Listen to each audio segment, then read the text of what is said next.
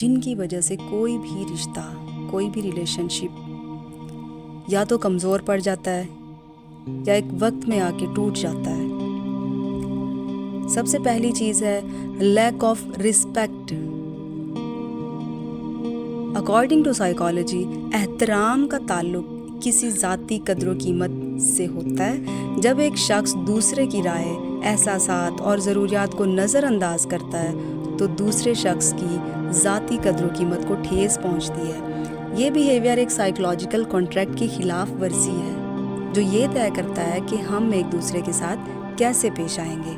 اس کا پھر نتیجہ یہی نکلتا ہے کہ متاثرہ شخص میں خود اعتمادی کی کمی اور ذہنی دباؤ پیدا ہوتا ہے، جس سے رشتہ ختم ہونے لگتا ہے۔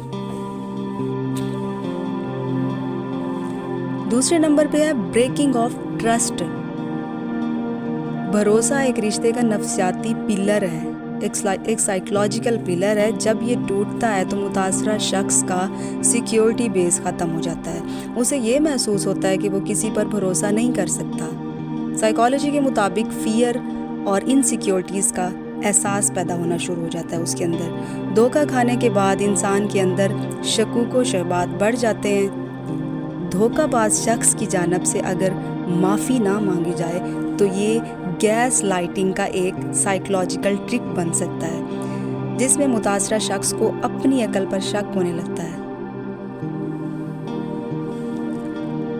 Poor communication.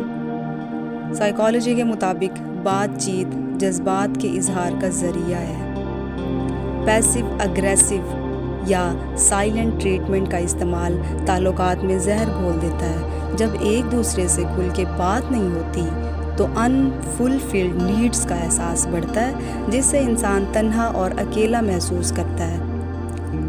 یہ ایموشنل ڈسٹینس پیدا کرتا ہے جو رشتوں میں ایموشنل ویلیڈیشن کی کمی کا باعث بھی بن سکتا ہے۔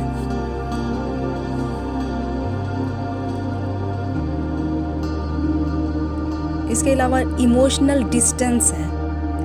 سائیکالوجی کے مطابق جذباتی دوری۔ ایموشنل ڈسٹینس کیا ہوتا ہے؟ جذباتی دوری، جس کو ہم ڈسکنیکشن بھی کہہ سکتے ہیں۔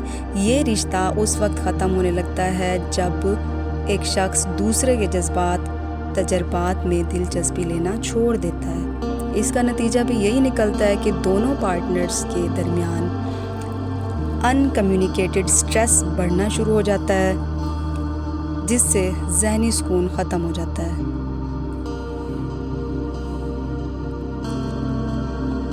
پھر ایک اور چیز ہے جو ہے ون سائیڈڈ ایفرٹ۔